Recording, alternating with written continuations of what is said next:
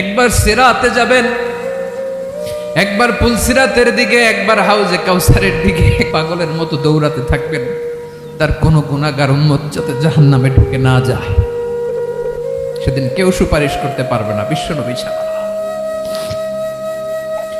এজন্য 5 নম্বর আল্লাহ বললেন, মান যাল্লাযী ইয়াশফাউ ইনদাহু ইল্লা বিইযনিহি।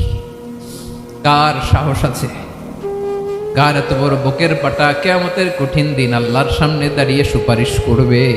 কারো ক্ষমতা নেই, কারো ক্ষমতা নাই। বিশ্বনবী সেদিন সিজদায় পড়ে উম্মতের জন্য কাঁদবেন, সবাই কাঁদবে, নফসি নফসি, আল্লাহ আমারে বাঁচাও, আল্লাহ আমারে বাঁচাও। বিশ্বনবী বলবেন, উম্মতি উম্মতি। বিশ্বনবী আমার জন্য কাঁদবেন, আপনার জন্য কাঁদবেন, আমাদের জন্য সেদিন কেঁদে কেঁদে জাহান্নামের দরজায় দাঁড়িয়ে আমাদেরকে টেনে টেনে জান্নাতে ঢুকাবেন।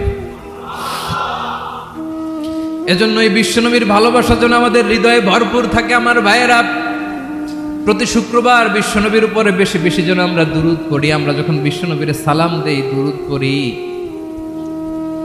একদল স্পেশাল ফেরেশতা আছে যারা বিশ্বনবীর দুধটা নিয়ে সরাসরি বিশ্বনবীর রওজায় যায়, যে বলে অমুকের বেটা অমুক আপনারে সালাম দিয়েছে। বিশ্বনবী নিজ কবরের থেকে নিজেই সালামের উত্তর দেয়।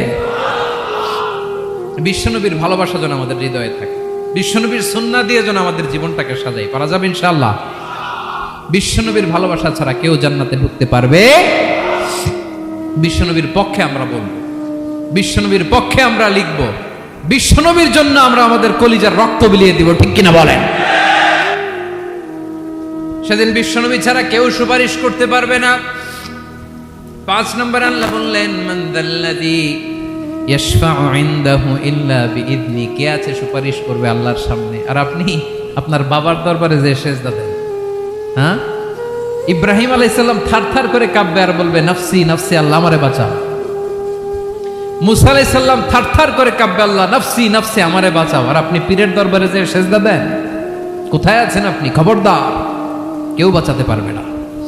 যাকে ইল্লা আল্লাহ যাকে অনুমতি দেন, বিশ্বনবীকে দিবেন, নবীদেরকে দিবেন, এরপরে আল্লাহ তার স্পেশাল ওয়ালিদেরকে, মুত্তাকিনদেরকে, শহীদদেরকে, সিলেক্টেড বান্দাদেরকে দিবেন। কিন্তু কাকে দিবেন, কার জন্য দিবেন, দুনিয়ার কেউ জানে না একজন ছাড়া, তিনি কে?